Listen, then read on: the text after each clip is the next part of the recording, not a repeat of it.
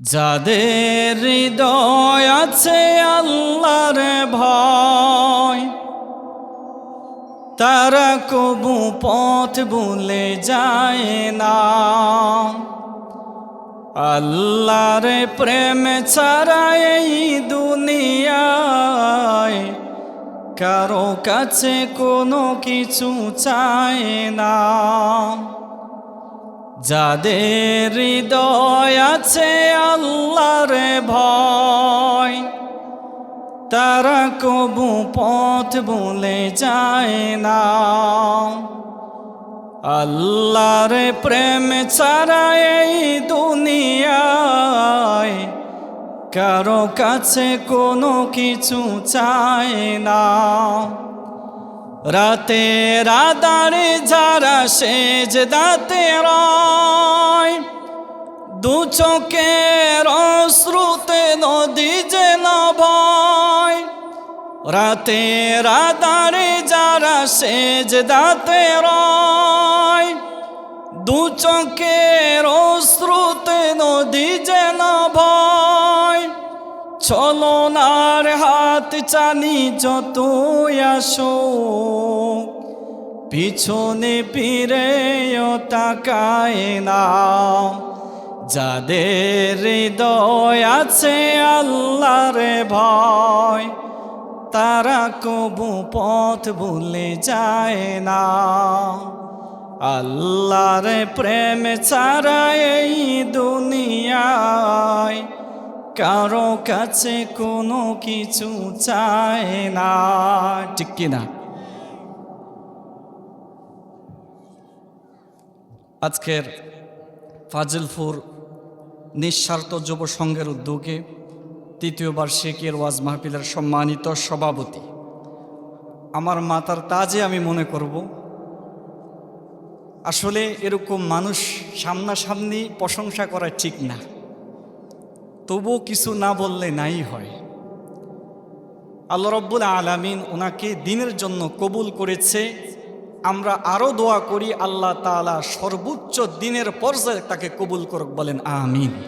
সর্বোপরি আমরা রব্বুল আলামিনের দরবারে শুকরিয়া, আল্লাহ তাআলা যে শত শত মানুষ রয়েছে, কত মানুষ আছে রাস্তাঘাটে, দোকানপাটে, এবং কি হসপিটালও আছে কি নাই। রব্বুল আলামিন আপনাকে আমাকে যে বেহেশতের বাগানে কবুল করেছে, এজন্য আমরা খুশি না বেজার? একটু জবান খুলে পড়ি, খুশি না বেজার? আল্লাহ রব্বুল আলামিনের একটা উসুল আছে, বান্দা যদি খুশি হয়ে যায় আল্লাহ নিয়ামত বাড়িয়ে দেয়। সুবহানাল্লাহ। এজন্য আমরা রব্বুল আলামিনের দরবারে শুকরিয়া তান জবানটা খুলে আমরা জানিয়ে দিতে চাই যে আমরাও বেহেশতের বাগানে বেহেশতি মানুষ আমরা আছি। এই প্রমাণটা আমরা সকলেই শুকরিয়া তান জোরে সরে বলি আলহামদুলিল্লাহ। লক্ষ কোটি দরুদুস সালাম ওই নবীজির রওজা কদমে, যিনি আপনার আমার প্রিয় হাবিব, প্রিয় রসূল, যার বদৌলতে রব্বুল আলামিন আপনাকে আমাকে নিয়ামত দান করেছে, যার উপরে নাজিল হয়েছে কোরআন। বলেন তো কি? যাকে রব্বুল আলামিন আসমানে রেখেছেন আহমদ, জমিনে রেখেছেন মুহাম্মদ সাল্লাল্লাহু আলাইহি ওয়াসাল্লাম। আমরা কথা বাড়াবো না, সরাসরি কোরআন থেকে আলোচনা শুনব। কোথা থেকে শুনব? কোরআন পৃথিবীর বুকে বাইবেল, জুবদাবিস্তা, যত ধরনের ইঞ্জিল আছে সব পরিবর্তন হয়ে গেছে, সব পরিবর্তনশীল। কিন্তু একমাত্র, শুধুমাত্র, কেবলমাত্র একটি কিতাব রয়েছে, যে কিতাব কিয়ামত পর্যন্ত পরিবর্তন হবে না। ওয়াদাকার? জোরে বলেন কার? সেই রব্বুল আলামিনের কোরআন থেকে আমরা সরাসরি কথা শুনবো। শুনতে রাজি আছেন ইনশাআল্লাহ? আমরা সরাসরি চলে যাব কোরআনুল কারীমের 85 নাম্বার সূরা, সূরা বুরুজ। বলেন তো কি সূরার নাম? বলেন কি? বুরুজ। যেই সূরাটি নাজিল হয়েছে মাক্কিতে, অর্থাৎ রাসূলুল্লাহ যখন মক্কায় ছিলেন তখন এই সূরাটি নাজিল হয়েছে। এই সূরাটির আয়াত সংখ্যা হলো 22টি। বলেন তো কয়টি? 22টি। আমরা সংক্ষেপে এই সূরাটির সম্পর্কে জেনে নিলাম। এবার চলে আসুন তাফসিরে। বিসমিল্লাহির রাহমানির রাহিম। ওয়াস-সামা'i যাতিল বুরুজ।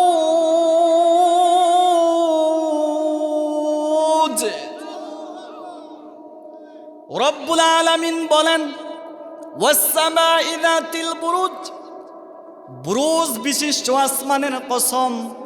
আল্লাহ তাআলা বললেন বুরুজ বিশিষ্ট আসমান। বুরুজ মানে কি? বুরুজ মানে হলো গ্যালাক্সি। বলবেন গ্যালাক্সি কি?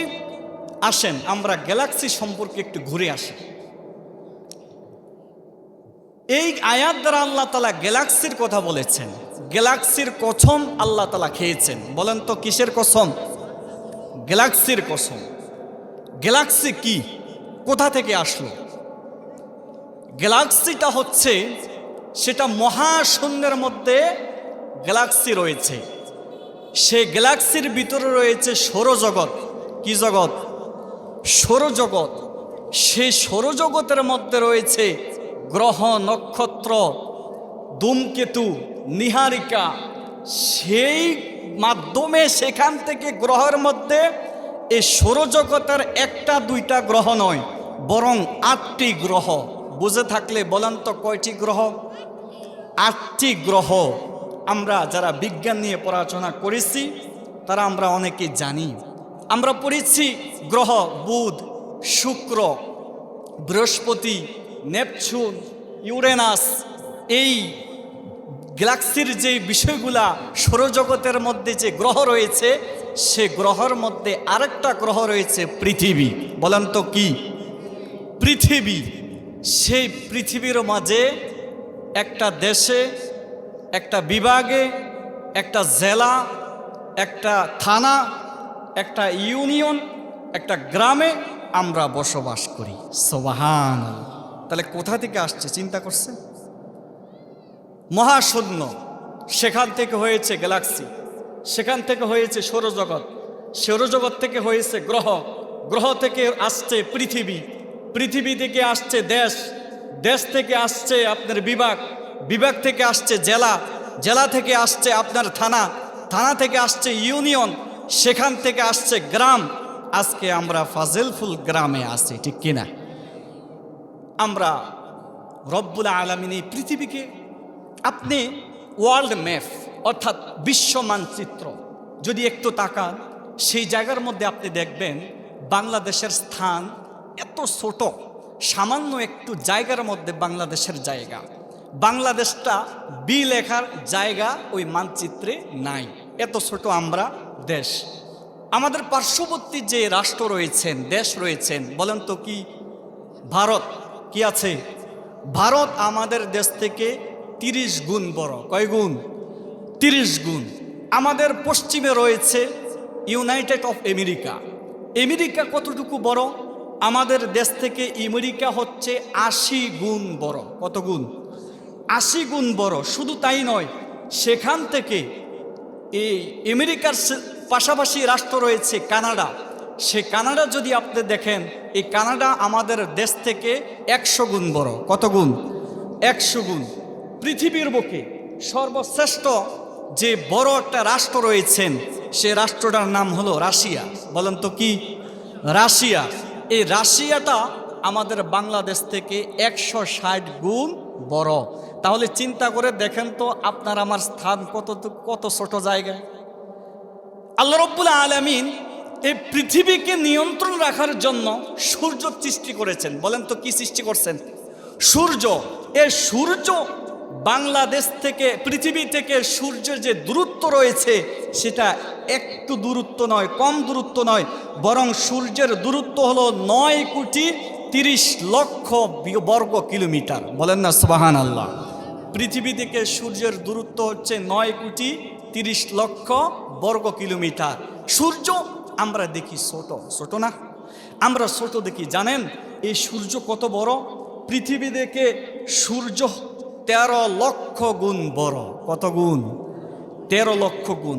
আপনি বলবেন যে হুজুর আপনি এত তথ্য কেন দিতেছে? কোরআন দিতেছে। কে দিতেছে? আপনি আশ্চর্য হয়ে যাবেন। কোরআনটা হচ্ছে বিজ্ঞানময়, যেটা আমরা এখনোই বুঝতে পারি না। কোরআনটার মধ্যে বিজ্ঞান নিয়ে গবেষণা করলে বোঝা যায় বর্তমান জামানায় যারা আধুনিক বিজ্ঞান রয়েছেন তারা প্রত্যেকটা আয়াত স্বীকার করতে বাধ্য যে রাসূলুল্লাহ যে কথাগুলো বলে গিয়েছেন একটা কথাও মিথ্যা নয়, বরং আল্লাহ কোরআন নাজিলের কোরআনের প্রথমে বলে দিয়েছেন যালিকাল কিতাবু লা রাইবা ফি, এই কোরআনে কোনো সন্দেহের অবকাশ। আজকে আমরা এই মাইক দিয়ে কথা বলতেছি, মাইক অপারেটর তো নাই। ধরেন আমরা এই মাইকের একটা পাওয়ার আছে, আছে কি না? কথা কয় না, আছে কি নাই? মাইকের একটা পাওয়ার আছে। এই মাইকের পাওয়ার ধরেন আপনার কথার কথা 500, কিন্তু আপনি জানেন সূর্যের কতটুকু পাওয়ার রয়েছে? সূর্যের বিজ্ঞানীরা বর্তমানে গবেষণা করে দেখেছে যে সূর্যের পাওয়ার হচ্ছে 1,40,00,000 সেন্টিগ্রেড। বলেন না সুবহানাল্লাহ। আপনি বলবেন যে হুজুর তো বিজ্ঞানীরা সেটা যে বলেছে এই সূর্যের এত তাপমাত্রা পৃথিবীর বুকে যদি সরাসরি আসে তাহলে পৃথিবী জ্বলে পুড়ে ছারখার হয়ে যাবে। তা আপনি চিন্তা করে দেখেন তো, পৃথিবীকে যদি টিকিয়ে রাখতে হয় তাহলে সেভাবে নিয়ন্ত্রণ করে কে? জোরে বলেন কে? আল্লাহ রব্বুল আলামিন নিয়ন্ত্রণ করেন। রব্বুল আলামিন আপনাকে আমাকে সূর্যের আলো এমনি এমনি দেয় নাই। বিজ্ঞানীরা বলেছেন মহাশূন্যে রব্বুল আলামিন ফিল্টার তৈরি করে রেখেছেন। যখন আমরা চাঁদ করি কিনা? কথা বলেন, করি কিনা? একটা বাড়িতে ছাদ করি, এটার উপরে আরেকটা ছাদ দেই, এরকম দেই কিনা? এরকম দেই। কিন্তু বিজ্ঞানীরা বলেছে যে আল্লাহ তাআলা তারা সৌরজগতে যাওয়ার সময় চন্দ্র দেশে যখন গেছে তখন তারা দেখছে যে স্যাটেলাইটের মাধ্যমে একটা ফিল্টার আছে, একটা বাধা আছে। এই বাধাটা আস্তে আস্তে আস্তে আস্তে ছেকে যতটুকু আপনার আলো প্রয়োজন পৃথিবীতে ততটুকু আলো রব্বুল আলামিন আপনাকে আমাকে দিচ্ছে। অবাক হয়ে যাবেন। আমি এই তথ্যটা পেয়ে আমি নিজেও অবাক হয়ে গিয়েছি। আল্লাহ রব্বুল আলামিন বললেন যে তোমাদেরকে যে এই সূরা বুরুজটা আল্লাহ তাআলা নাজিল করছে, প্রথমে বললেন যে আল্লাহ ওয়াসসামা ইদাতিল বুরুজ, গ্যালাক্সি বিশিষ্ট আসমানের কসম। বলেন না সুবহানাল্লাহ। শুধু তাই নয়, এই সৌরজগতের মধ্যে আরও রয়েছে চন্দ্র, সেখানে রয়েছে তারকা। সে তারকারাজি যদি আপনি দেখেন পৃথিবীর বুক থেকে ছোট ছোট, ঠিক কি না? একদম ছোট ছোট দেখা যায়। কিন্তু বিজ্ঞানীরা কি বলেছে জানেন? আপনি গুগলে সার্চ দিয়ে দেখবেন যে তারকার কতটুকু তার ক্ষমতা, ধারণ ক্ষমতা। একটা তারকা পৃথিবীর বুকে একটা পৃথিবী নয় বরং কয়েকটা পৃথিবী, পৃথিবীর সে সূর্য 13 লক্ষ গুণ বড়। সেই সূর্য একটা দুইটা সূর্য নয় বরং 50 কোটি সূর্য একসাথে গিলে ফেলতে পারবে একটা তারকা। এত আসতে বলেন সুবহানাল্লাহ। তাহলে চিন্তা করেন, এইটা অবাক করা তথ্য। এগুলা বিজ্ঞানীরা বর্তমান একটা সায়েন্টিফিক কিতাব বের হয়েছে, সায়েন্টিফিক আল কোরআন নামক একটা বই আছে। যারা যুবকরা আছেন পড়ে নিবেন, দেখবেন কোরআন যে বিজ্ঞান মতো রব্বুল আলামিন যে নাজিল করেছে তার কারণ কি জানেননি? কারণ হচ্ছে মানুষ যখন বুঝতে পারে যে আল্লাহ যেমন তেমন আল্লাহ নয়, বরং আল্লাহ ধরলে সারে না। রব্বুল আলামিন বলেন ওয়াসসামা'i যাতিল বুরুজ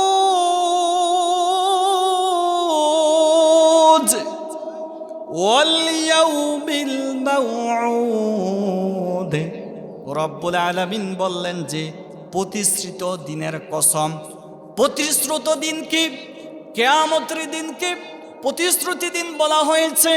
কিয়ামত যখন হবে আপনাকে আমাকে জানিয়ে দেওয়া হয়েছে একদিন না একদিন কিয়ামত সংগঠিত হবে, আর ওই কিয়ামত সংগঠিত হলে দুনিয়ার মধ্যে আর কিছু থাকবে রব্বুল আলামিন এজন্য কোরআনুল কারীমের অন্য জায়গায় বলেন, হে রাসূল আপনাকে মানুষ প্রশ্ন করবে, ইয়াসআলুকান নাসু আনিস সাআ, কিয়ামত কখন সংগঠিত হবে, কখন কিয়ামত হবে? তখন রাসূল আপনি বলে দেন, কুল ইন্নামা ইলমুহা ইনদাল্লাহ। আল্লাহ তাআলা বলে দিলেন, এই কিয়ামত সংগঠিত কখন হবে কেউই জানে না, কেউই জানে না। বরং এই কিয়ামত সংগঠিত যেদিন হবে সেদিনের খবর কে জানে? জোরে বলেন, আরো জোরে। আল্লাহ তাআলা কিয়ামতের কথা কেন আবার এই সূরার মধ্যে বললেন? যারা আলোচনার মধ্যে শুরু থেকে শেষ পর্যন্ত বুঝবে, শুনবে, থাকবে, তারাই বুঝতে পারবে, ঠিক কিনা? আল্লাহ রাব্বুল আলামিন তারপরে বলেন, ওয়াশাহিদি ওয়া মাশহুদ। আল্লাহ তাআলা তারপরে বললেন যে দর্শক এবং দৃশ্যের কসম, দর্শক এবং দৃশ্যের কসম। আপনারা হলেন দর্শক, আর যা কিছু দেখতেছেন সেটা দৃশ্য। সেটা কি? দৃশ্য। আল্লাহ তাআলা বললেন দর্শক এবং দৃশ্য যেটা রয়েছে সেটারও কসম আল্লাহ রব্বুল আলামিন খেলেন। এই সূরার শুরুতে রব্বুল আলামিন 4টা জিনিসের কসম খেলেন। জোরে বলেন কয়টা? জোরে বলেন কয়টা? 4টা জিনিসের কসম খাওয়ার পরে রব্বুল আলামিন তারপরে বলেন, কুতিলা আসহাবুল উখদুদ। আল্লাহ তাআলা বলেন গর্তওয়ালাদেরকে আল্লাহ তাআলা ধ্বংস করেছিলেন। বলেন তো কি ওয়ালা? গর্তওয়ালা। গর্তওয়ালাদেরকে ধ্বংস করেছেন। সামনে আমরা আগাইলে বুঝতে পারবেন। আল্লাহ রাব্বুল আলামিন তারপরে বলেন, আন্নারি যাতিল ওয়াকুদ। রব্বুল আলামিন বলেন তারা গর্ত করার পরে গর্তের মধ্যে আগুনের ইন্ধন দিয়েছিল, আগুনের ইন্ধন দিয়ে তারা গর্তের পাশে বসা ছিলেন। তারপরে রব্বুল আলামিন বলেন, ইযহুম আলাইহা কুউদ। রব্বুল আলামিন তারপরে বলতেছেন গর্ত করার পরে আগুন দেওয়ার পরে সেই আগুনের দৃশ্যগুলা তারা দেখলেন। কি করলেন? আগুনের দৃশ্যগুলা তারা পাশে বসে বসে দেখলেন। রব্বুল আলামিন তারপরে বলেন, ওহুম আলা মা ইয়াফআলুনা বিল মুমিনিনা শুহুদ। আল্লাহ তাআলা তারপরে বলতেছে যারা তাদের দৃশ্যগুলা দেখলেন সেটা হলো মুমিনদেরকে তারা আগুনের মধ্যে ফেলে দিয়ে আগুনের মধ্যে যে দৃশ্য তারা দিলেন সেটা দেওয়ার পরে, মুমিনদেরকে দেওয়ার পরে সেই দৃশ্যগুলা তারা বসে বসে দেখতেছেন। মুমিনদেরকে কোথায় দিলেন? আগুনে দিলেন। কোথায় দিলেন? আগুনে দিলেন। তারপর রব্বুল আলামিন বলেন কেন মুমিনদেরকে আগুনে দেওয়া হলো? আল্লাহ তাআলা বলতেছেন, ওয়ামা নাকামু মিনহুম ইল্লা আইয়ুমিনু বিল্লাহিল আজিজিল হামিদ। আল্লাহ তাআলা তারপরে বলতেছে একটাই মাত্র কারণ হলো মুমিনরা পরাক্রমশীল মহাপ্রশংসাময় রব্বুল আলামিনের প্রতি ঈমান আনলেন। আমরা মোটামুটি একটু তাফসির শুনলাম যে এই পর্যন্ত আল্লাহ তাআলা বলতেছে যে মুমিনদেরকে আল্লাহ তাআলা ঈমান দেওয়ার কারণে তারা গর্তওয়ালারা তাদেরকে আগুনে পালাইলেন। রাসূল আকরাম সাল্লাল্লাহু আলাইহি ওয়াসাল্লামের এবার আমরা ব্যাখ্যার দিকে যাব। কোথায়? ব্যাখ্যা। এটা তো আমরা পুরোটা বুঝছি না যে কাহিনীটা কি হলো, কেন গর্ত করলো, আবার কেন গর্তের মধ্যে পালাইলো, আবার আগুন দিল কেন, শুধু মুমিনরা ঈমান আনলো কেন, কি কাহিনীটা কোন জায়গায়? এবার আমরা তাফসীরের দিকে যাব। রাসূল আকরাম সাল্লাল্লাহু আলাইহি ওয়াসাল্লামের 70 বছর আগের কথা। রাসূলুল্লাহ যখন পৃথিবীতে আগমন করেন নাই তারই আগে হয়েছিল এই ঘটনা। এই ঘটনা হয়েছিল রাসূলুল্লাহর জন্মের 70 বছর আগে। কয় বছর? 70 বছর আগে নাজরানের এক বাদশা ছিল। সেই নাজরানের বাদশা তিনি জালেম বাদশা ছিল।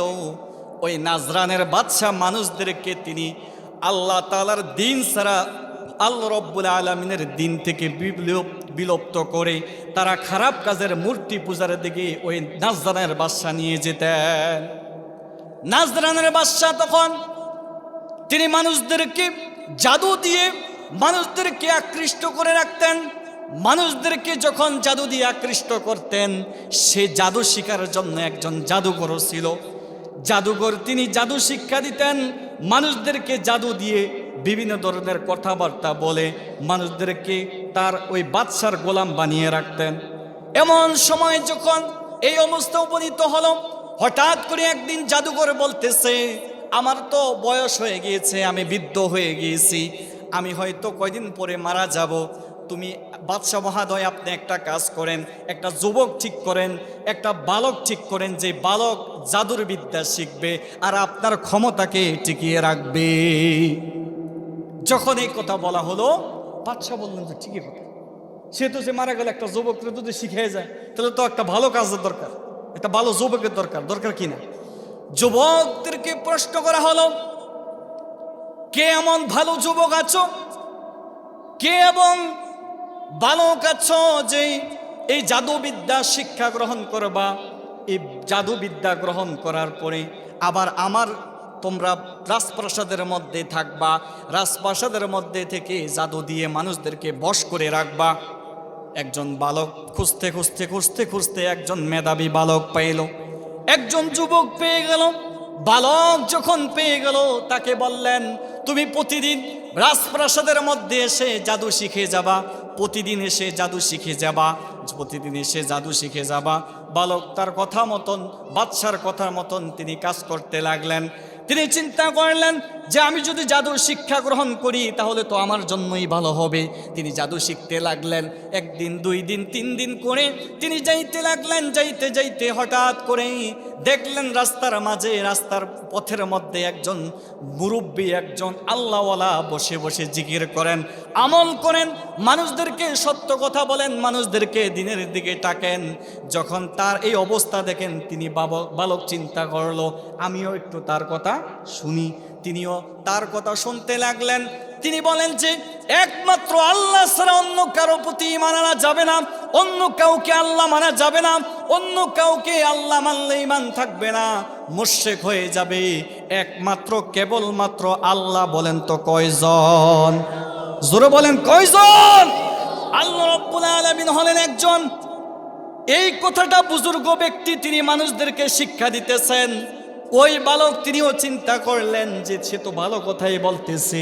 তিনি চিন্তার মধ্যে পড়ে গেলেন, কিরে আমি এইদিকে জাদু শিখতেছি, জাদু কি সত্য নাকি এইদিকে মুরব্বী যে কথা বলতেছে, বুজুর্গ লোক যেই কথা বলতেছে, নাকি সেই কথা সত্য? তিনি চিন্তা পড়ে গেলেন। এরকম করতে করতে হঠাৎ করে একদিন রাস্তার মধ্যে দেখলেন হিংস্র প্রাণী। হিংস্র প্রাণী যখন দেখলেন, তিনি মনে মনে চিন্তা করলেন এই একটা পরীক্ষা করার সুযোগ। তিনি চিন্তা করলেন, হাতের মধ্যে একটা পাথরে নিলেন, নিয়ে বললেন, যদি ওই বুজুর্গ ব্যক্তি যেই কথা বলেন, যে আল্লাহর কথা বলেন, সে আল্লাহ যদি সঠিক হয়ে থাকে, তাহলে আমি পাথরটা নিক্ষেপ করার সাথে সাথে এই হিংস্র প্রাণীটা মৃত্যুবরণ করবে। আর যদি মৃত্যুবরণ না করে, তাহলে আমি বুঝে নেব যে জাদুঘর যে আমাকে জাদু শিক্ষা দিতেছে, ওই জাদু শিক্ষাই সঠিক হয়ে যাবে। তিনি তার চিন্তা মতন পাথর নিলেন হাতের মধ্যে। পাথর নিয়ে তিনি পাথর যখন হিংস্র প্রাণীর উপরে নিক্ষেপ করলেন, হিংস্র প্রাণীর সাথে সাথেই মৃত্যুবরণ করলেন। তিনি চিন্তা করলেন, আরে তাহলে বুজুর্গ ব্যক্তি যে আল্লাহর কথা বলতেছে, সে আল্লাহর কথাই সঠিক, আল্লাহ রাব্বুল আলামিনের সঠিক। একজন আল্লাহ আছে, তার কোনো সন্দেহ নাই, অবশ্যই একজন আল্লাহ আছে। তখন তিনি চিন্তা করলেন, আমি আর জাদু শিখব না, বরং আল্লাহ তাআলার যেই বিধান আছে সে বিধানে শিখব। তিনি চিন্তা করে ওই বুজুর্গ ব্যক্তির কাছে গিয়ে বললেন, অন্য কিছু নয়, বরং আপনি যে ধর্ম শিখাইতেছেন, ইসলাম ধর্ম, সেই ধর্মটাকেই আমাকে শিখাইয়া দেন। সুবহানাল্লাহ। তিনি ঈমান এনে মুসলমান হয়ে গেলেন। সুবহানাল্লাহ। এইদিকে রয়েছে জাদুঘর। বালক তিনি এমন পর্যায়ে হয়ে গেলেন, আল্লাহর প্রতি তার এমন ঈমান চলে আসলো, এমন বিশ্বাস তার চলে আসলো, তিনি যদি অন্ধ ব্যক্তির জন্য দোয়া করেন ওই অন্ধ ব্যক্তির চক্ষু ভালো হয়ে যায়। তিনি যদি কুষ্ঠরোগীর জন্য দোয়া করেন তাহলে কুষ্ঠরোগী পর্যন্ত ভালো হয়ে যায়। এমন অবস্থা যখন হয়ে গেল, চারদিকে এই কথা ছড়িয়ে গেল, সবাই জানতে লাগলো হায় হায় বলে কি, এই তো আশ্চর্যজনকের বালক, এই বালকের মাধ্যমে দোয়ার মাধ্যমে তো ভালো হয়ে যাচ্ছে। মানুষ লাইনে লাইনে তার কাছে আসতে লাগলেন, তাকে বলতে লাগলেন আমার জন্য আমার কুষ্ঠরোগটা তুমি ভালো করে দাও। তিনি বলে যে আমি ভালো করতে পারি না। বলেন তো কুষ্ঠরোগ ভালো করে কি? জোরে বলেন কি? আল্লাহ রব্বুল আলামিন কুষ্ঠরোগ কেন পৃথিবীর বুকে মৃত মানুষকে পর্যন্ত জীবিত করিয়ে দেখিয়েছেন। রব্বুল আলামিন সেই বালক বলতেছে যে আমি তো ভালো করতে পারি না, বরং একজন আল্লাহ আছে, যে আল্লাহর প্রতি যদি ঈমান আনো তাহলে আমি আল্লাহর কাছে দোয়া করে দেখব, হয়তো আল্লাহ তোমাকেই ভালো করে দিবেন। সুবহানাল্লাহ। যখন ওই ব্যক্তি বললেন যে ঠিক আছে, এরকম করে যখন মানুষ ভালো হইতে লাগলেন, হঠাৎ করে রাজপ্রাসাদের মধ্যে খবর চলে গেল।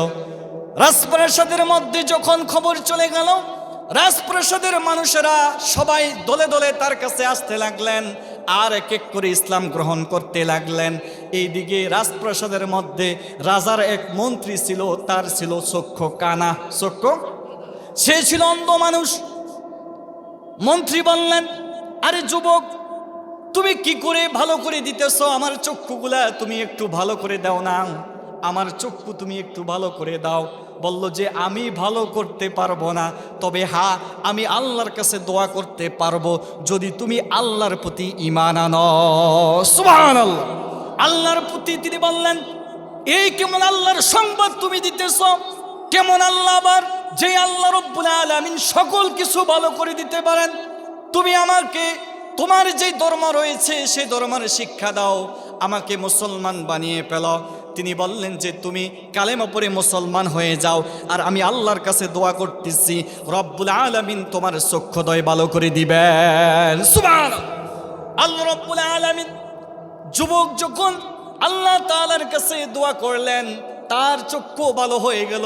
তিনি যখন চক্ষু ভালো হয়ে রাজপ্রাসাদের মধ্যে যখন বাদশার সামনে গেলেন, জালিম বাদশার সামনে যখন গেলেন, জালিম বাদশা বললেন, কিরে তোমার না চক্ষু অন্ধ ছিল, কি করে তোমার চক্ষু ভালো হয়ে গেল? কারণ কি?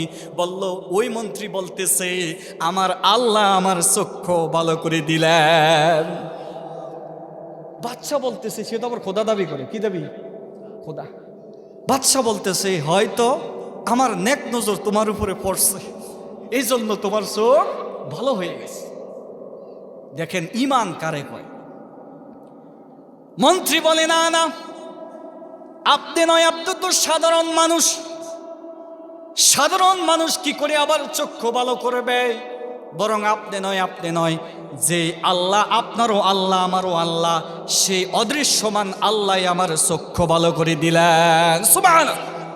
মন্ত্রী যদি এই কথা বলে তা প্রজারা কি করবে? লাগছে নি ফ্যান্স? মন্ত্রী বিপক্ষে চলে গেলেন বাদশার। এলাকার সবাই বাদশাকে খোদা বলে দাবি করে, খোদা বলে ডাকে, তাকে প্রভু বলে ডাকে। সবাই তো খোদা বলে ডাকতেছে। এখন যদি মন্ত্রী অস্বীকার করে, যদি প্রধানমন্ত্রীর যদি ডান হাত যদি ভেঙে যায় তাহলে তো শেষ, ঠিক নিও, তাহলে তো সব শেষ। তিনি চিন্তা করলেন, খাইছি।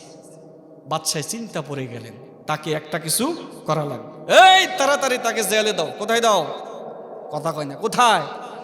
জালেম বাদশারা আদম থেকে শুরু করে এই পর্যন্ত আমাদের বাংলাদেশও সে নজির আছে কি নাই? জোরে বলেন না, আছে কি না? বাংলাদেশও সে নজির আছে। জালেমরা যতই শক্তিশালী হোক না কেন, আল্লাহ রাব্বুল আলামিন বলেন তোমরা জুলুম করতে করতে করতে করতে করতে করতে করতে যখন বেপরোয়া হয়ে যাও, আল্লাহ রাব্বুল আলামিন বলে আমি ছাড় দেই, ছাড় দেই, ছাড় দেই, কিন্তু ছেড়ে দেই আদমকে থেকে শুরু করে আল্লাহ রাব্বুল আলামিন ফেরাউন পর্যন্ত প্রত্যেকটা বাদশাকে, জালেম বাদশাকে আল্লাহ তাআলা এটা শিক্ষা দিলেন, মানুষকে বুঝাইলেন যে মানুষ তুমি যতই ক্ষমতাশীল হও না কেন, আল্লাহর সে ক্ষমতাশীল হতে পারবা আল্লাহ রাব্বুল আলামিন ওই বাদশা তিনি চিন্তা করলেন তাকে তাড়াতাড়ি জেলবন্দি করো, তাকে আঘাত করতে শুরু করলেন, তাকে অত্যাচার করতে শুরু করলো। মন্ত্রীকে অত্যাচার করতে করতে করতে করতে করতে করতে এক পর্যায়ে বলল যে তাড়াতাড়ি বলো তোমাকে কে ওই আল্লাহর শিক্ষা দিলেন?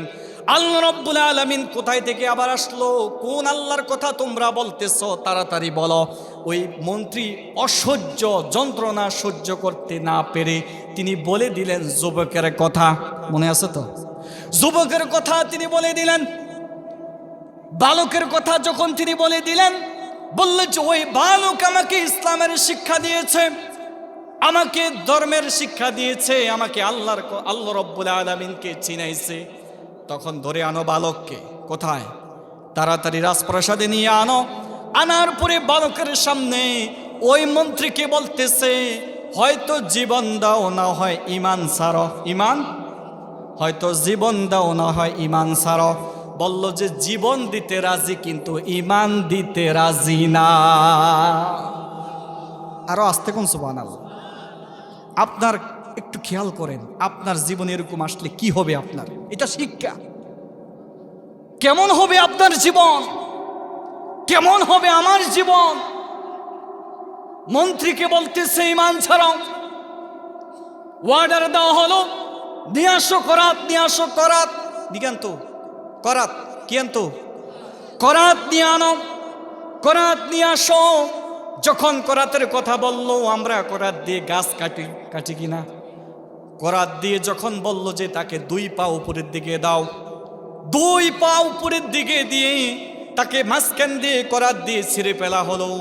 তবুও মন্ত্রী বলল যে তুই যদি আমাকে দ্বিখণ্ড কেন, যদি খণ্ড খণ্ড খণ্ড খণ্ড পর্যন্ত করে ফেল বাদশা, আমি জীবন দিতে রাজি, ঈমান দিতে রাজি না। সুবহানাল্লাহ, নারে তাকবীর, নারে রিসালাত। আল্লাহ রাব্বুল আলামিন কেমন ঈমান দিয়েছিলেন তাদের। কোরআন থেকে এই শিক্ষাটা নেন আপনি। আজকে বানোয়াট কোনো কথা নয়, তাফসীর থেকে বলতেছি। এই আয়াত থেকে আপনি শিক্ষা গ্রহণ করেন। তখন তিনি বলতেছে আমি জীবন দিয়ে দিব। তিনি জীবন দিয়ে দিলেন। বালকরে বললেন তুমি এবার ঈমান ছাড়ো। কি ছাড়ো? তাড়াতাড়ি ঈমান ছেড়ে দাও, না হয় তোমার অবস্থা এমন হবেই। কিন্তু বালক বলতেছে বাদশা তুমি যতই বলো কাজ হবে না, আমি ঈমান ছাড়তে রাজি না। বালকরে ভালো করে যখন শাস্তি দিতে লাগলেন, শাস্তি দিতে দিতে দিতে দিতে এক পর্যায়ে তিনি বললেন তুমি কোথায় থেকে ঈমানটা গ্রহণ করছো? কে তোমার ঈমানের শিক্ষা দিলেন? বলল যে ওই রাস্তার পাশে বুজুর্গ ব্যক্তি, সেই বুজুর্গ ব্যক্তি আমাকে ইসলামের শিক্ষা দিয়েছেন, দিন দিয়েছেন। বলেন সুবহানাল্লাহ। যখন বলে দিলেন বুজুর্গ লোককে আনো। কাকে আনো? পুলিশ পাঠাও। কি পাঠাও? কথা কয় না রে। কোথায় পাঠাও? তাড়াতাড়ি বুজুর্গ ব্যক্তিরে পাঠাও। কি বলবো আর, এখন হুজুররা বলে দোষ হয়ে যায়। আচ্ছা বলেন আপনারা জ্ঞানী মানুষ, এরকম আমাদের দেশে চলছিল কিনা? কথা কয় না। কি বা আপনারা ভয় পাইতেছেন না? এরকম হয়েছে। কোরআন থেকে তার শিক্ষা। আল্লাহ রাব্বুল আলামিন কোরআন থেকে শিক্ষা দিলেন মানুষ এরকম বেপরোয়া হয়ে যাবে, এরকম জালেম বাদশা হয়ে যাবে। তখন তাকে বললেন যে বুজুর্গ লোককে নিয়ে আনো। বুজুর্গ ব্যক্তিকে বললেন ঈমান ছাড়ো, না হয় জীবন দাও। বলল যে আমি ঈমান ছাড়তে রাজি না, বরং জীবন দিতে রাজি। সুবহানাল্লাহ। বলে যে তাড়াতাড়ি তেল, ফুটান্ত তেল নিয়ে আনো। ফুটান্ত তেল যখন নিয়ে আনা হলো, ফুটান্ত তেলের মধ্যে বলল যে বুজুর্গ ব্যক্তিকে ছেড়ে দেওয়া হবে। তুমি তাড়াতাড়ি বলো যে ঈমান ছেড়ে দিয়েছি। বলল যে তুমি কি ফুটান্তর কেন? তুমি তো দেখতেছো ফুটান্ত তেল, আমি দেখতেছি জান্নাতের বাগান। সুবহানাল্লাহ। এটাই তো মুমিন। মুমিন বান্দা, তাকে যখন তেলের মধ্যে ছেড়ে দেওয়া হলো, তেলের মধ্যে ছেড়ে দেওয়ার পরে হাড্ডি গোলাপ তেলের উপর থেকে দিয়ে বাঁচতে লাগলেন। আর ওই বালককে বললেন দেখছো অবস্থা, দেখছো একটাকে মাঝখান দিয়ে একটাকে দ্বিখণ্ডিত করে ফেললাম, আরেকটাকে আমি তেলের মধ্যে দিয়ে জ্বালিয়ে পুড়িয়ে সারকার করে দিলাম। তুমি যদি ঈমান না ছাড়ো তোমার জীবনে এভাবে যাবে। তবে বাদশা একটু কৌশলী ছিল, তিনি চিন্তা করলেন এই যুবকটা যেহেতু বুদ্ধিমান, যুবককে সহজে মারা যাবে না, ছোট মানুষ, তাকে ভয় দিলে হয়তো ঈমান ছেড়ে দিবে, ঈমান ছেড়ে দিবে। তাকে চিন্তা করলেন। বাদশা বললেন যে তোমরা প্রজারা যারা আছো তাড়াতাড়ি আসো, সৈন্যবাহিনী আসো তাড়াতাড়ি, যুবকরে নিয়ে যাও ওই পাহাড়ের উপরে নিয়ে গিয়ে পাহাড় থেকে ফেলে দেবো ভয় দিয়ে। তুমি তাকে এরকম ভয় দিতে দিতে হয়তো সে ঈমান ছেড়ে দিবে, নিয়ে আসবা। তাদেরকে সৈন্যবাহিনীদেরকে শিক্ষা দিলেন। সৈন্যবাহিনীরা তার কথা মতন বালককে নিয়ে চলে গেলেন। পাহাড়ের মধ্যে গিয়ে বললেন, বালক তুমি ঈমান ছাড়াও না হয় তুমি জীবন দাও। বলল যে তোমরা যত কিছু করো না কেন আমাকে মারতে পারে না। বলেন তো জীবন দেয় এবং মৃত্যু দেয় কে? আরো জোরে বলেন, আল্লাহ তাআলা। তোমরা যত চেষ্টা করো না কেন কোনো কাজ হবে না, যতই চেষ্টা করো কোনো কাজ হবে না। বরং আমি আল্লাহর কাছে দোয়া করতেছি, আল্লাহ গো আপনি তো দেখতেছেন ঈমান আনার কারণে কত মানুষ ধ্বংস হইল, কত মানুষকে তারা মৃত্যুর বুকে ঢেলে দিল। আল্লাহ তুমি আমাকে এই পাহাড় থেকে বাঁচাইয়া যারা সৈন্যবাহিনী আছে তাদেরকে শেষ করে দাও।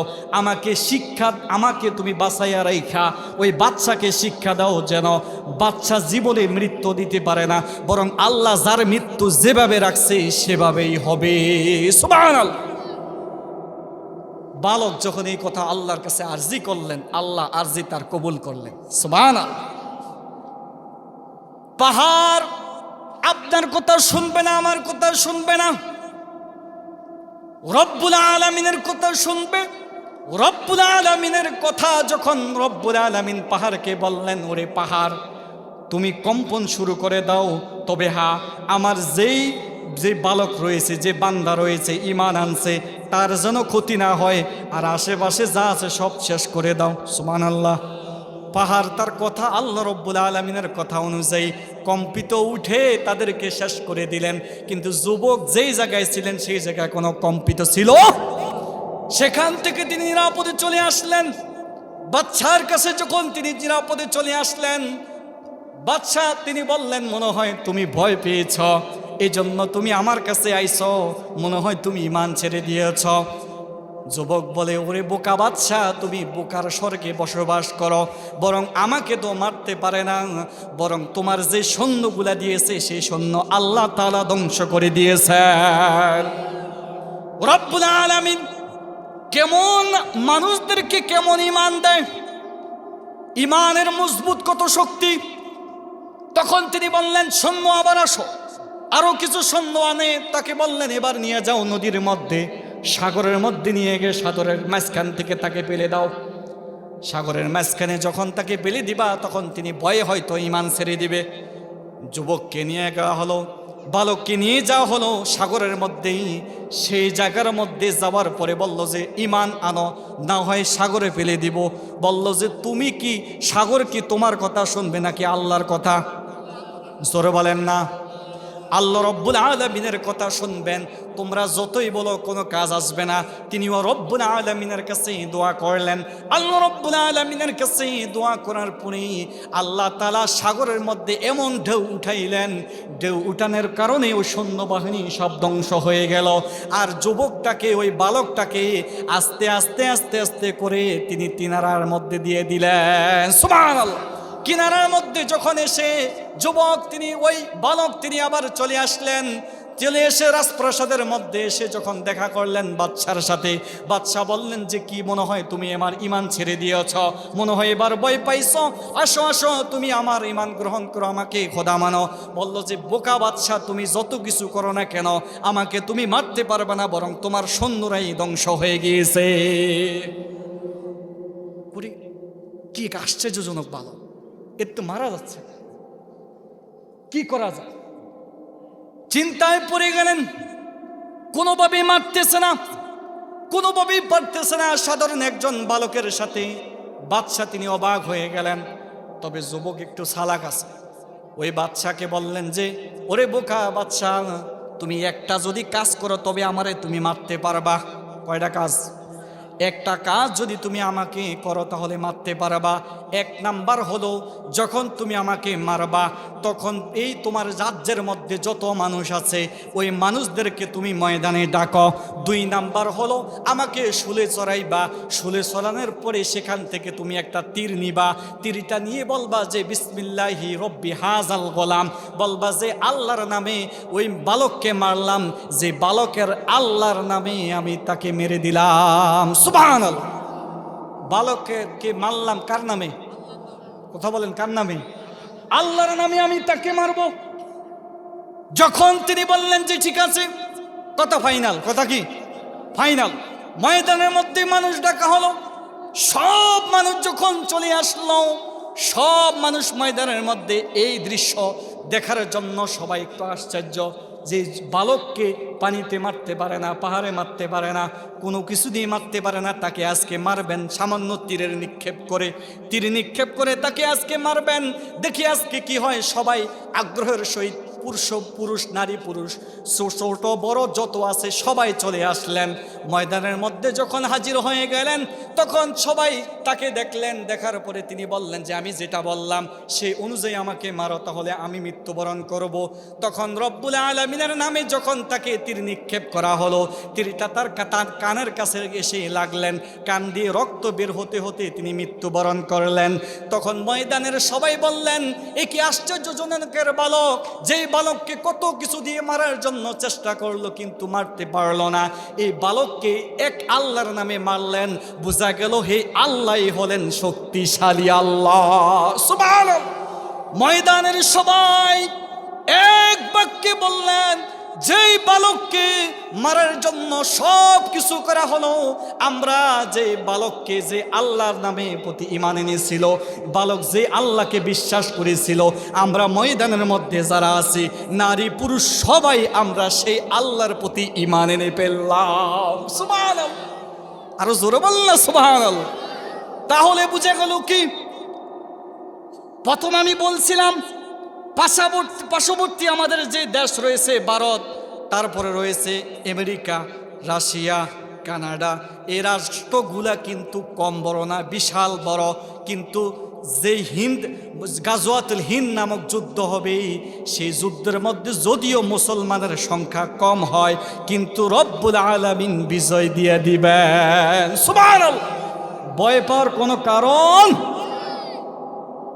আল্লাহ রব্বুল আলামিন যখন কি করলেন, বাচ্চা তো পাগল পারা, আয় হায় এই একজনকে মারলাম এ তো সবাই আবার ইমানদার হয়ে গেল, বাচ্চা পাগল পারা হয়ে গেছে। আশ্চর্য হয়ে গেলেন বাচ্চা, যিনি চিন্তা করলেন কি করা যায়, এখন তিনি অবাক হয়ে গেলেন। তখন সৈন্যবাহিনীরা বললেন তোমরা রাস্তার কোনায় কোনায় পাড়ায় পাড়ায় তোমরা গর্ত করো। কি করো? এই যে কোরআনের আয়াত বলছিলাম গর্ত ওলাদেরকে আল্লাহ ধ্বংস করেছিল, বলছিলাম কিনা?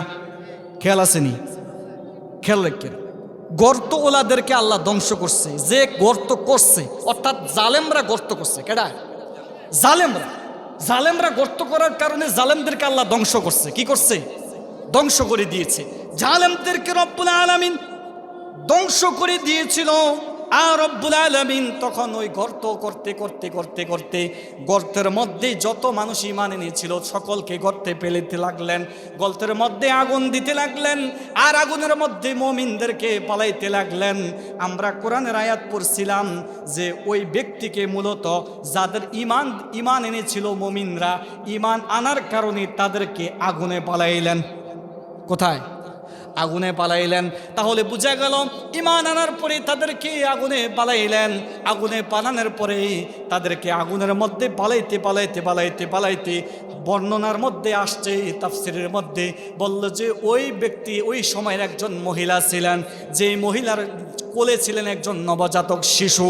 নবজাতক শিশু নিয়ে যখন তাকে আগুনে ঝাঁপ দেওয়ার জন্য, আগুনে পালানোর জন্য যখন প্রস্তুতি গ্রহণ করলেন তারা, ওই গর্তওয়ালারা যখন তাকে পালাইতে লাগবেন, এমন সময় তিনি চিন্তা করলেন, তিনি বললেন যে আমি যদি বলি যে আমি ঈমান আনি নাই ওই বালকের আল্লাহর প্রতি, বালকের প্রভুর প্রতি ঈমান আনি নাই, তাহলে হয়তো আমি বেঁচে যাব, পাশাপাশি আমার যেই নবজাতক বাচ্চা আছে সেই বাচ্চাটা হয়তো বেঁচে যাবে। এই কথা বললে আমি যদি একটু মিথ্যার আশ্রয় নেই, কি আল্লাহ রব্বুল আলামিনের কারিশমা, রব্বুল আলামিনের কি কারিশমা। রব্বুল আলামিন বললেন, ওই বাচ্চাটার নবজাতক শিশু বাচ্চা মুখ থেকে বলে দিলেন যে আম্মা আপনি মিথ্যা বলবেন না, মিথ্যা বলবেন না, বরং বলে দেন আপনি ঈমান এনেছেন। সুবহানাল্লাহ। শুধু তাই নয়, আল্লাহ রব্বুল আলামিন কুরআনুল কারীমের মধ্যে বলেন, আল্লাযী লাহু মুলকুস সামাওয়াতি ওয়াল আরদ। সেই রব্বুল আলামিন হলেন আসমান জমিনের মালিক। কিসের মালিক? জোরে বলেন, কিসের মালিক? আসমান জমিনের মালিক রব্বুল আলামিন কুরআনুল কারীমের মধ্যে বলেন, ওয়াল্লাহু আলা কুল্লি শাইইন শাহিদ। আল্লাহ রব্বুল আলামিন বললেন যে সকল বিষয়ে রব্বুল আলামিন সাক্ষ্যবান, সকল বিষয়ে আল্লাহ তাআলা প্রত্যক্ষ করতেছে, আল্লাহ তাআলা সকল কিছুই দেখতেছে কিনা, কথা কয় না, দেখতেছে কিনা। রব্বুল আলামিন এই কথাটাই বললেন, ইন্নাল্লাযীনা ফাতানুল মুমিনিনা ওয়াল মুমিনাতি সুম্মা লাম ইয়াতুবু ফালাহুম আযাবু জাহান্নাম ওয়া লাহুম আযাবুল হারিক। আল্লাহ তাআলা বলতেছেন, যারা ঈমান এনেছিল, সৎ আমল করেছিল, মুমিনরা ঈমান এনেছিল, মুমিন মুসলমানরা ঈমান এনেছিল, ঈমান আনার পরে যদি তারা কি করে, ঈমান সে ঠিকই, কিন্তু যদি তওবা আল্লাহ রাব্বুল আলামিনের কাছে না করে, যারা গর্ত করেছিলেন তারা যদি আল্লাহর কাছে তওবা না করে, আল্লাহর কাছে যদি মাপ না চায়, আল্লাহ রাব্বুল আলামিন বলতেছে আযাবু জাহান্নাম, তাদের জন্য রয়েছে জাহান্নামের আযাব। কিসের আযাব? জাহান্নামের আযাব রব্বুল আলামিন তাদেরকে দিবেন। আর যারা ঈমান এনেছিল তাদের জন্য রব্বুল আলামিন সুসংবাদ দিতেছেন। রব্বুল আলামিন বলতেছেন, ইন্নাল্লাযীনা আমানু ওয়া আমিলুস সালিহাতি লাহুম জান্নাতুন তাজরি মিন তাহতিহাল আনহার যালিকাল ফাওজুল কাবীর। আল্লাহ তাআলা বলতেছে, যারা ঈমান আনলো, সৎ আমল করলো, সুবহানাল্লাহ, ঈমান আনলো, সৎ আমল করলো, তাদের জন্য রয়েছে জান্নাত। সেই জান্নাতের তলদেশে রয়েছে প্রবাহমান নদী। শুধু তাই নয়, সেই সফলতা তাদের জন্য বিশাল সফলতা। সুবহানাল্লাহ, তাদের জন্য বিশাল সফলতা। মুমিন যারা রয়েছেন, মুমিন মুসলমান যারা রয়েছেন, তাদের জন্য বিশাল সফলতা রয়েছে। আল্লাহ রব্বুল আলামিন এই কথাটাই বললেন, তাদের জন্য রয়েছে বিশাল সফলতা। রব্বুল আলামিন এই কথাটা বলার পরে আল্লাহ তাআলা আবার সতর্ক করে দিতেছেন, আপনাকে আমাকে আবার সতর্ক করতেছেন, ইন্না বাতশা রাব্বিকা লাশাদীদ। সাবধান, সাবধান হয়ে যাও, আল্লাহ রব্বুল আলামিনের ধরা বড় কঠিন। সুবহানাল্লাহ, আল্লাহ ধরা কি কঠিন, আল্লাহর আযাব বড় কঠিন। আল্লাহর আযাব কি? আল্লাহ রাব্বুল আলামিন আপনাকে আমাকে সতর্ক দিয়ে বলতেছে আযাব বড় কঠিন। রব্বুল আলামিনের যে আযাব রয়েছে সে আযাব বড় কঠিন। আল্লাহ তাআলা তারপরে বলতেছে, ইন্নাহু হুয়া ইউবদি ওয়া ইউঈদ। আল্লাহ তাআলা বলতেছে, আমি প্রথম সৃষ্টি করেছি, আমি আবার সৃষ্টি করব। সুবহানাল্লাহ, আমি আবার পুনরায় সৃষ্টি করব। রব্বুল আলামিন কত সুন্দরভাবে বলেছেন। তাহলে বোঝা গেল যারা মুমিন ছিল, ওই মুমিনদেরকে রব্বুল আলামিন বলতেছে, চিন্তার কোনো কারণ নাই, তোমাদেরকে আগুনের গর্তের মধ্যে ফেলে দেওয়া হয়েছে, কোনো চিন্তার কারণ নাই, বরং আমি তোমাদেরকে প্রথম সৃষ্টি করেছি, আমি আবার তোমাদেরকে পুনরায় সৃষ্টি করে দিব। বলেন সুবহানাল্লাহ। রব্বুল আলামিন তারপরে বলতেছে, ওয়া হুয়াল গফুরুল ওয়াদুদ। আল্লাহ রব্বুল আলামিন হলেন ক্ষমাশীল, প্রেমময়। সুবহানাল্লাহ। আল্লাহ তাআলা যদি ক্ষমাশীল না হতেন, রব্বুল আলামিন যদি ক্ষমাশীল না হতেন, তাহলে আমাদের কোনো অস্তিত্ব থাকতো? রব্বুল আলামিন এই জন্য বললেন যে তোমাদেরকে আল্লাহ তাআলা হলেন ক্ষমাশীল, প্রেমময়। আল্লাহ তাআলা তোমাদেরকে দয়া দিয়ে, মায়া দিয়ে সৃষ্টি করেছেন। সেই রব্বুল আলামিন তোমাদেরকে আবার ক্ষমা করে দিবেন। রব্বুল আলামিন তারপরে বলতেছে, যুল আরশিল মাজিদ। আল্লাহ তাআলা বলতেছে, এই আরশ রয়েছে, যে আরশের মালিক একমাত্র রব্বুল আলামিন। দুনিয়ার মধ্যে যে যত কিছু বলে না কেন, যে যত কিছু করে না কেন, কোনো মানুষ সেই আল্লাহর সমপরিমাণ হবে? আল্লাহ রব্বুল আলামিনের সমপরিমাণ হবে না।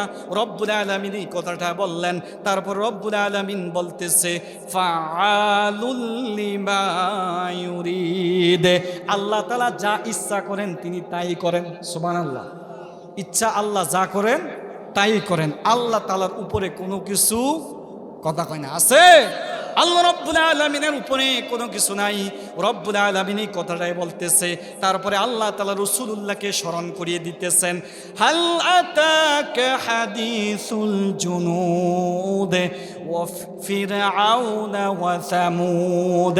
আল্লাহ তাআলা বলতেছে, হে রাসূল আপনি কি জানেন না সামুদবাসীর কথা, জানেন না ফেরাউনের কথা, যে ফেরাউনকে পানিতে ডুবাইয়ে ডুবে ডুবে ডুবে মৃত্যুবরণ করাইলেন। বলেন না সুবহানাল্লাহ। এই জন্য দুনিয়ার মধ্যে যত বাদশা আছে, যত ধরনের শাসক আছে না কেন, ওই ফেরাউন থেকে শিক্ষা নেওয়া দরকার। ফেরাউন আল্লাহর সাথে টক্কর দিয়েছিল, আল্লাহর সাথে টক্কর দিয়ে ফেরাউন যখন ধ্বংস হয়ে গিয়েছিল, এই জন্য রব্বুল আলামিন বলতেছে রসুলকে যে আপনি মানুষকে জানিয়ে দেন ফেরাউনের কথা। সুবহানাল্লাহ। বলে দেন সামুদের কথা, সামুদের কাহিনী, ফেরাউনের কাহিনী আপনি বলে দেন, মানুষদেরকে জানিয়ে দেন। এই জন্য কবি বলেছেন, কোটি টাকার মালিক দেখো অভাব হয় না দূর, গরিব ঘুমায় আরাম করে মনটা বাহাদুর। ফেরাউনের লাশটা দেখো মিশরে জাদুঘরে, খায় না মাছি পোকা মাছি সবাই ঘৃণা করে। বরের বড়াই থাকিলে দিলে রহমত আসবে না, নিজেকে নিজে ছোট মনে করি অসদা। উঁচু জমিন থেকে পানি নিচু জমিনে যায়, তেমনি খোদা রহমত আসে নম্রতার হৃদয়। ভোগ বিলাসের টাকা পয়সা পরে রবে সব, সময় থাকতে স্মরণ করো আল্লাহ আমাদের রব। বলেন তো রব কে? জবানটা শুলে বলেন রব কে? আল্লাহ রব্বুল আলামিন। আল্লাহ রব্বুল আলামিন হলেন রব। সেই কথাটা আল্লাহ তাআলা বলে দিলেন। তারপর রব্বুল আলামিন বলতেছে, বালিল্লাযীনা কাফারু ফি তাকযীব। আল্লাহ তাআলা বলতেছে, এই যত কিছু বলেন না কেন, কাফেররা সেটা মিথ্যা প্রতিপন্ন করেছে। অর্থাৎ কাফেররা বলেছে যে রাসূলুল্লাহ যা বলেছেন সব শেষ, সব মিথ্যা কথা। কি কথা? কথা কয় না, কি কথা? এই কথাটাও আল্লাহ তাআলা বলে দিলেন। দেখবেন কাফেররা বলবে যে মিথ্যা কথা, আসলে তো মিথ্যা কথা নয়, সব হলো সত্য কথা, ঠিক কিনা? তারপর রব্বুল আলামিন বলতেছে, ওয়াল্লাহু মিন ওয়ারাইহিম মুহীত। আল্লাহ রব্বুল আলামিন বলতেছে কাফেররা বুঝে না, কাফেররা জানে না যে রব্বুল আলামিন তাদেরকে, কাফেরদেরকে রব্বুল আলামিন পিছন দিয়ে বেষ্টন করে রেখেছেন, পিছন দিয়ে বেষ্টন করে রেখেছেন। সেটা হয়তো কাফেররা বুঝতে পারে না। কেন এই পৃথিবীর শুরু থেকে এই পর্যন্ত যতই নাফরমান বান্দা ছিল, সব নাফরমান বান্দা আল্লাহর সাথে নাফরমানি করার কারণে ধ্বংস করা হয়েছে, ঠিক কিনা? শুধু তাই নয়, এই এতক্ষণ পর্যন্ত যে কথাগুলা বললাম, রব্বুল আলামিন এই সূরার শেষাংশে আপনাকে আমাকে মেসেজ দিয়ে বলতেছে, বাল হুয়া কুরআনুম মাজিদ। এই যে কথাগুলা বললাম সব হলো কোরআন মাজিদ। সুবহানাল্লাহ। কোরআন মাজিদ থেকে সব কথা হয়েছে। এই কোরআনটা কেমন আল্লাহ তাআলা বললে, এই কোরআনটাকে তোমরা মনে করেছো ধ্বংস করে দিবা। না, ধ্বংস করতে পারবা না, বরং যেই কোরআনের উপরে আঘাত করেছে সেই ধ্বংস হয়ে গিয়েছে। আল্লাহ রাব্বুল আলামিন বলতেছে, ফি লাউহিম মাহফুজ। আল্লাহ তাআলা এই কোরআনকে লৌহে মাহফুজে হেফাজত করে রেখেছেন। সুবহানাল্লাহ। এই কোরআন দিয়ে কেউ টক্কর দিয়ে পারে? আল্লাহ তাআলা চ্যালেঞ্জ দিয়েছে। এই কোরআনের মতন একটা সূরা, কোরআনের একটা সূরা হচ্ছে সূরা কাউসার। সূরা, কথা কয় না, সূরা। এই সূরা কাউসারের মতন একটা আয়াত, একটা সূরা তোমরা বানিয়ে আনো। কাফেররা শত চেষ্টা করেও বলতেছে এটা সাধারণ মানুষের পক্ষে সম্ভব না, এটা পারবে না। বরং এটা এমন একটা কিতাব, সব পরিবর্তন হতে পারে। আল্লাহ বলতেছে এই কোরআনের হেফাজতের দায়িত্ব আমি নিজেই নিয়েছি। সুবহানাল্লাহ। বাড়িতে আগুন ধরলে, আগুন লাগলে সব পুড়ে যায়, কোরআন পুড়ে প্রমাণ আমি নিজেই। আমি নিজেই দেখেছি আমার এক মুসল্লির বাড়ি পুরে ধ্বংস হয়ে গেছে, সব শেষ, কিন্তু তিনি কোরআন এনে দিলেন, কোরআনের উপরে মলট পুড়ে গেছে কিন্তু অক্ষর পুড়ে। সুবহানাল্লাহ বলেন না, কি কোরআন আল্লাহ দিয়েছেন। আল্লাহ রাব্বুল আলামিন বলতেছে, বান্দারে যত কিছু করো না কেন ঈমান ছাড়বা, ঈমান তোমাকে পরীক্ষা দেওয়া হবে।